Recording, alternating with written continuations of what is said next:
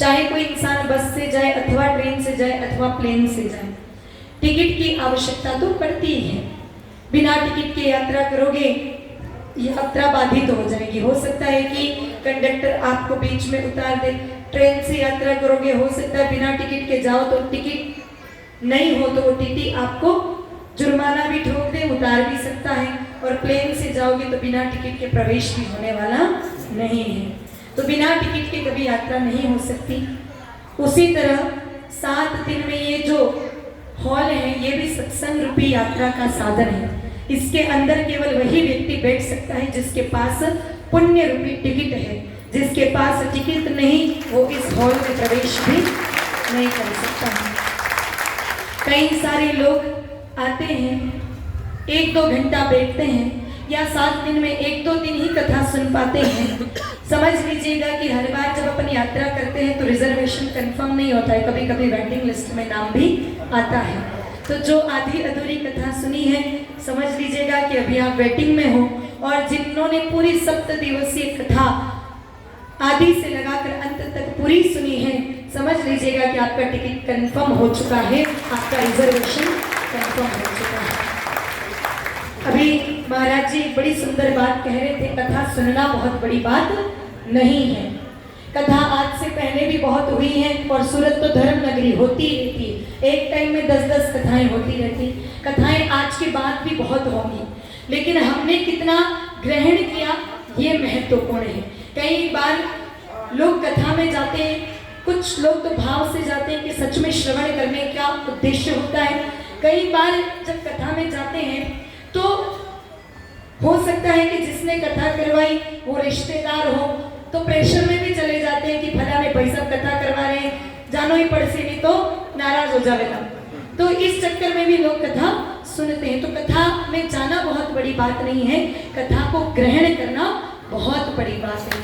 7 दिनों में आपने जो भी सुना उसमें अगर आपने ज्यादा नहीं 7 दिन के 7 नियम भी अपना लिए तो निश्चित समझ लीजिएगा कि हमारा कल्याण है। बाकी केवल जाकर के बैठना ये महत्वपूर्ण नहीं है। समय का वैसे तो अभाव है, मैं संक्षिप्त में ही अपनी बात कहूंगी। एक छोटा सा प्रसंग याद आ रहा है कि एक बार किसी गांव में कथा हुई, सारे लोग जाते थे, पूरे गांव वाले, पर वहां गांव में एक बकरी चराने वाला व्यक्ति था, वो नहीं जाता। उसकी पत्नी भी जाती पर वो अकेला नहीं जाता। पत्नी बेचारी धर्मात्मा कहती कि पूरा गांव जावे, आप ही एक दिन तो कथा होना। वो कहवे कि मुँह कथा में चलो जाओ तो बस बकरिया कौन चढ़ा। अब 1 दिन हो गया, 2 दिन हो गया, 3 दिन हो गया, रोज एक ही बहाना कि मैं जाऊं तो फिर बकरियां कौन चरावे। और माताएं तो धर्मात्मा होती भी है, पति देव को कहती भी है कि थे ही चालो, थे ही चालो, थे ही चालो, पर बात माने ही कौन। लेकिन अब माताएं परेशान हो, माता जी परेशान हो गई, क्या करें। 6 दिन कहते रहा और 6 दिन वो यही कहे कि बकरी कौन चरावे। 7वां दिन हो गया, समापन का दिन। आज तो ठान लिया उस माता जी ने कि आज तो इनको भेज के दूं। तो कहा आज तो कथा का समापन है, आज तो जाओ। का मुँह जाओ तो बच्चे बकरियां कौन चरावे। कहा आज बकरी मुँह चराओ। आज 6 दिन मैंने कथा सुन ली, आज मैं जाऊंगी बकरी चराने। अब आज तो जाना पड़ेगा, अब कोई बहाना नहीं बचा, मजबूरी में जाना पड़ा। जाकर के कथा में बैठ गया वो व्यक्ति, और जब से बैठा महाराज जी के सामने देखा तुरंत रोना शुरू कर दिया। महाराज जी विचार करे, वारे वाह आज गजब को भक्त आए, इतना बढ़िया भक्त की कथा होता रोने लग। खूब बढ़िया मस्त आनंद से महाराज जी और बढ़ चढ़ की कथा सुना रहे, क्योंकि जब श्रोता अगर रसिक होते हैं ना तो वक्ता को भी कथा करने में बड़ा आनंद आता है। तो बड़े भाव से कथा कर रहे हैं वो भाई, और रोतो ही जावे 1 घंटा हो गया, 1.5, 2, 3 घंटा हो गया, पर उसके आंसू थमे नहीं। महाराज जी विचार के आज मेरा जीवन धन्य हो गया, ऐसे भक्त के दर्शन हो गए। जैसे ही कथा की पूर्णाहुति हुई वो व्यक्ति चला गया। महाराज जी मंच से नीचे उतरे, पूजा पाठ अपनी पोथी समेट करके। इतने में कहा कि आज एक व्यक्ति कथा में आया था, बड़ा रो रहा था, वो कहा गया। कहा महाराज वो तो क्यों, वो है कौन। बोला वो तो हमारे गांव का बकरी चराने वाला है। कहा वो बड़ा भक्त है, उसको बुलाओ, मैं ऐसे भक्त से मिलना चाहता हूँ। बकरी वाले को पूरे गांव वाले जाकर के बुला के लाए कि महाराज जी बुला रहे हैं। आया हूँ, देखते ही महाराज जी तो जाकर के बड़े गले से लगे और भाव से कहने लगे, भाई आज से पहले मैंने तेरे जैसा भक्त नहीं देखा। तुझे कथा इतनी अच्छी लगी कि 3 घंटे तक तू रोता रहा। कथा कौन सी कथा? तो भाया तो 3 घंटा रो रहे हो तो कथा हुण नहीं रो रहे हो? कथा तो मैं एक शब्द ही हुणी को नहीं तो पछे रोयो क्यों? अरे महाराज वो तो कहीं बताऊं, मुंह जब आयो और आपने देखो तो मारे पास थोड़ा दिन पहले एक बकरो हो वह छोटो सो बच्चो हो जब हमारे पास आ गयो कि माँ मर गई। अब वे वह बच्चा ने टावर जो बढ़िया राख्यो, बढ़िया पास ही सुला दो, बढ़िया खिला दो, बढ़िया पिला दो। और उस बकरे से मेरा बहुत अधिक प्रेम स्नेह हो गया। धीरे धीरे वो बकरा मेरे साथ ही रहने लग गया। समय के कारण उसकी मृत्यु निकट आई, वो मर गया। और जब वो बकरा मरा तो मुझे बहुत दुख हुआ। बहुत दिन तक तो मैं उस दुख से उबर ही नहीं पाया। जैसे तैसे उस बकरे की याद थोड़ी कम हुई थी। आज मैं कथा में आया, आपको देख के उस बकरे की याद वापस जाती तब मुझे देखकर बकरा क्यों याद आती? अरे महाराज आपरी दाढ़ी और मारा बकरे की दाढ़ी एकदम एक जो देखता ही मन से याद आ गई तो ये बात पे रो रही हूँ। अरे राम महाराज जी माथे पटक दियो। तो ऐसा नहीं करना कथा में। कई लोगों का तन बैठता है लेकिन मन नहीं बैठता है। कथा हृदय से सुननी चाहिए, कानों का विषय नहीं है कथा। और जो हम सुने उसको हमें हृदयस्थ करने की आवश्यकता है, तभी कथा परिवर्तन लाएगी। केवल सुनने से कुछ नहीं होता है। आप सभी लोगों ने निश्चित, आप इतने अच्छे श्रोता हैं, कुछ न कुछ तो ग्रहण अवश्य किया होगा। आज उठने से पहले आप संकल्पित हो गए कि 7 दिन में महाराज जी ने जो भी बातें बताई उनमें कुछ न कुछ नियम तो हम लेके ही उठेंगे। क्योंकि ये भागवत कथा, राम कथा हमें जीवन जीना सिखाती है और भागवत कथा हमें मरना सिखाती है कि मरना कैसे है। और जब भागवत जी को हृदय में धारण कर लिया तो मृत्यु भी महोत्सव बन जाती है।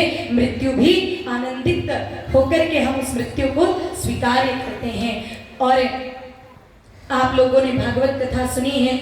निश्चित भागवत कथा में जो जो नियम आए हैं उनका पालन आपको करना है। और क्योंकि हम गौ कथा के विषय में आपको बताने आए हैं, भागवत कथा में गौ माता का भी विशेष वर्णन कई जगहों पर आया है। यहाँ तक कि भागवत जी ने तो यहाँ तक कह दिया कि गाय माता की परिक्रमा करने मात्र से ही सारे तीर्थों की 7 परिक्रमा करने का पुण्य घर बैठे ही प्राप्त हो जाता है। जगह जगह पर गौ माता का महत्व बताया है और उन्हीं गाय माता की मातृत्व भाव से, क्योंकि जब आप लोगों ने भागवत कथा सुनी, गोचारण लीला सुनी होगी ठाकुर जी की, और उन लीलाओं के माध्यम से आप समझ चुके होंगे कि ठाकुर जी स्वयं गौ माता के कितने बड़े भक्त। जब तक गौ माता की चराई, पैरों में जूते चप्पल भी प्रभु ने धारण नहीं किए, नंगे पांव गौ माताओं को चराया। गौ माता की रक्षा के लिए गोवर्धन पर्वत अपनी उंगली पर उठाया। गोवर्धन का अर्थ ही ये होता है जो गौ के वर्धन करे वही गोवर्धन है। तो जगह जगह पर गौ माता का बहुत महत्व है। और सनातन धर्म में तो गाय माता की महत्ता आप सब जानते ही हैं। हमारे राम जी, कृष्ण जी सभी गौ माता के पुजारी हैं। उन्हीं गौ माता की मातृत्व भाव से सेवा हो, क्योंकि लोग आज गाय माता के विषय में भूल करके गाय माता को केवल पशु समझते हैं, जानवर समझते हैं, उनके साथ जानवरों जैसा ही व्यवहार करते हैं। लेकिन जिनको स्वयं योगेश्वर भगवान श्री कृष्ण जी पूजे वो किसी भी सूरत में जानवर हो ही नहीं सकती। वो तो भगवान की भगवान है। हम ठाकुर जी को पूजते हैं, हम सावरिया सेठ को पूजते हैं, तो वो गाय माता को पूजते हैं।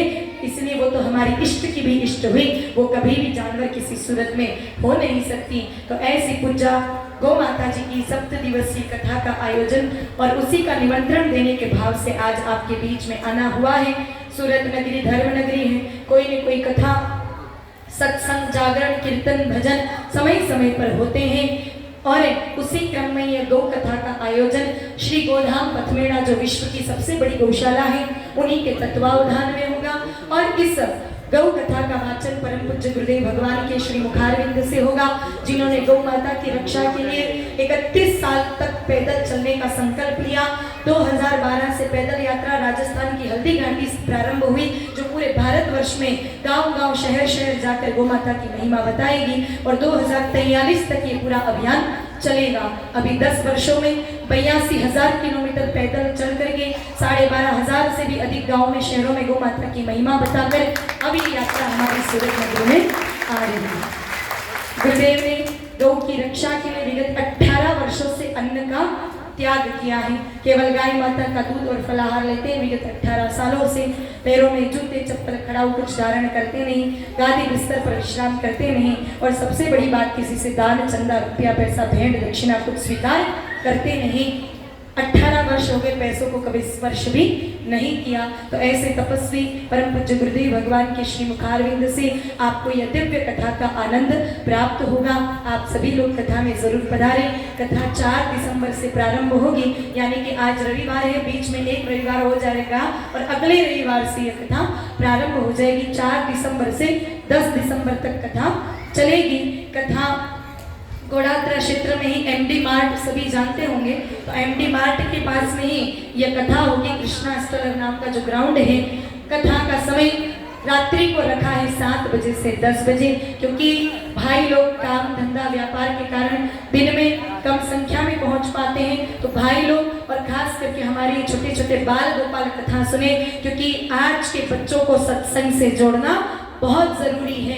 लोग जब कथा में जाते हैं बच्चों को नहीं ले जाते, कोई छोरो जिद भी करे कि माने भी ले जा, तो माताएं कहती थारो का ही काम, कथा तो बड़ा लोग सुने, बुढ़ा लोग सुने, तू तो टावर है। अभी देखो बुढ़ों को तो समय के थपेड़ों ने यूं ही सुधार दिया, सब सुधरे सुधराए हैं। ये भारत का भविष्य है, जब तक ये नहीं सुधरेंगे तब तक परिवर्तन नहीं हो सकता। आज हमारे बच्चे जिस दिशा में जा रहे हैं, इनको सत्संग से जोड़ना बहुत जरूरी है। इसीलिए कथा का समय शाम को 7 बजे से 10 बजे तक रखा है। आप सभी लोगों को जरूर पधारना है। 10 बजे ज़्यादा विलंब होता नहीं है। यहाँ सूरत का कल्चर तो हमने भी देखा, 1-1, 1:30 बजे तक लोग पानी पूरी खाते हैं ठेलों पर, तो ये तो 10 बजे ही समापन हो जाएगा। आप सभी लोग पधारें। और साथ ही साथ 4 दिसंबर को संडे के दिन सुबह 9 बजे जो ऋषि विहार के सामने कष्टभंजन हनुमान जी का मंदिर है, वहीं से दिव्य कलश यात्रा प्रारंभ होगी। लक्ष्य 11,000 महिलाएं कलश यात्रा में सम्मिलित होंगी, और वो लक्ष्य की पूर्णाहुति तब होगी जब आप सब लोग सहयोग करेंगे और आप अपनी उपस्थिति वहां पर दर्ज करवाएंगे। मुझे आशा नहीं, पूर्ण विश्वास है, क्योंकि आप सत्संगी हैं तो जरूर उस कार्यक्रम में पधारेंगे और आप ऐसे दिव्य संतों के दर्शन का लाभ भी जरूर लेंगे। देखिए, अगर कोई संत 80,000 किलोमीटर पैदल चल करके और हमें कथा सुनाने आए, तो हमें तो बिल्कुल 80 कदम ही चलना है। इसलिए सभी लोग कथा में आए, गौ माता की इस दिव्य कथा को अवश्य श्रवण करें। भागवत कथा जी अभी सुनी ही ली आप लोगों ने, और अब आपको गौ माता जी की कथा का लाभ लेना है, ताकि हम गाय माता की दिव्य महिमा को समझ सकें, जान सकें। 4 तारीख को जब कलश यात्रा होगी, ऋषि विहार के सामने जो कष्टभंजन हनुमान जी का मंदिर है, सुबह 9 बजे आपको आना है और आपको अपने साथ कलश लेकर के आना है, तांबे का कलश, और उसके ऊपर श्रीफल लगा के आना है। वैसे ये सारी चीजें समिति उपलब्ध करवाती है हर कथा में, लेकिन ये कथा गाय माता के लिए हो रही है।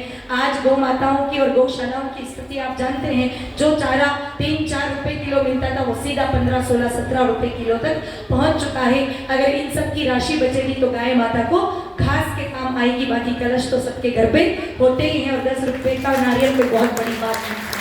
इसलिए अपने घर से सभी कलश लेके आए, उसमें सुपारी लेके आए। आप में से कई सारी सोसाइटी की माताएं बैठी होंगी जिन तक सुपारी पहुंच चुकी होगी, जिन तक निमंत्रण नहीं आया है उनको दे दिया जाएगा। आप सभी लोग पूजा की जो सुपारी होती है, जो हम आपको वितरित कर देंगे, आप उसको कलश में डाल के लेके आना। अभी हम आपको पीले चावल देने आए हैं। भारतीय परंपरा है कि जब कोई निमंत्रण होता है ना, तो पीले चावल देते हैं कि नहीं, और पीले चावल से बड़ा कोई निमंत्रण नहीं होता है। अब हम आपके घर घर पीले चावल देने नहीं आ सकते, क्योंकि सूरत बहुत बड़ा है, इसीलिए आप सब लोग यहाँ पर एकत्रित हुए हैं, तो इसीलिए आपको पीले चावल यहीं पर वितरित किए जाएंगे। आप सभी लोग सत्संग में आए, ज्यादा से ज्यादा लोगों तक गौ माता की इस दिव्य महिमा को श्रवण करवाने का अवसर उनको भी मिले, ऐसा प्रयास करें। ज्यादा से ज्यादा लोगों तक कथा की सूचना पहुंचाएं। और ये जो अवसर मिला है, ये जिंदगी में एक ही बार है, क्योंकि गुरुदेव एक बार जहाँ कथा करते हैं वहाँ दोबारा नहीं करते हैं। तो ये जो दिव्य अवसर हमें प्राप्त हुआ है,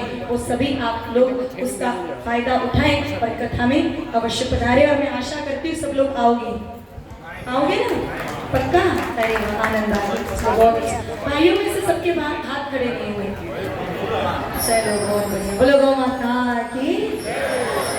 अब समय की मर्यादा है,